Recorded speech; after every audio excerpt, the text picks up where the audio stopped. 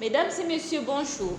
Vous êtes à votre premier numéro de votre revue de presse économique hebdomadaire des bachelors de HEC Libreville New World Academy.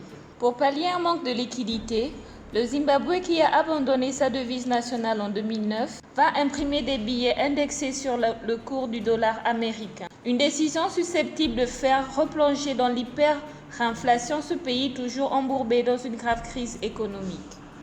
La Côte d'Ivoire veut mettre fin au monopole des sociétés de distribution d'électricité et d'eau et libéraliser ces secteurs clés dans l'espoir de faire baisser les prix, a annoncé dimanche le président Alassane Ouattara. Les entreprises françaises veulent nouer un partenariat durable et gagnant-gagnant en Côte d'Ivoire, où la part de marché des entreprises françaises a chuté de moitié en 10 ans. A annoncé ce mardi 26 avril à Abidjan le président de l'organisation patronale française MEDEF, Pierre Gattaz.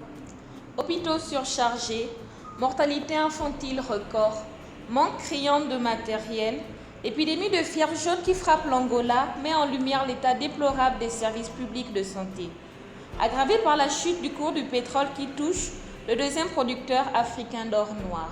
La République démocratique du Congo et le Rwanda ont mis en place mercredi 27 avril à Goma un comité chargé de la surveillance de l'exploitation du gaz méthane dans le lac Kivu. C'est du moins ce que nous tenons de nos confrères de la radio Okapi. Le Sénégal va bientôt étremer sa deuxième mine d'or après celle de Sabadola.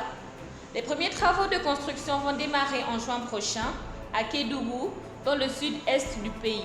Enfin, au Gabon, l'année 2015 a été encore celle de tous les records pour le groupe PGFIBank. L'Assemblée générale des actionnaires qui s'est tenue le 2 mai à l'hôtel Radisson Blu de Libreville a dévoilé des résultats exceptionnels en dépit de la crise qui sévit dans le secteur pétrolier et du ralentissement de la croissance dans les pays de la zone CEMAC. Nous sommes arrivés au terme de votre revue de presse hebdomadaire. Nous vous donnons rendez-vous pour une prochaine édition. D'ici là, portez-vous bien.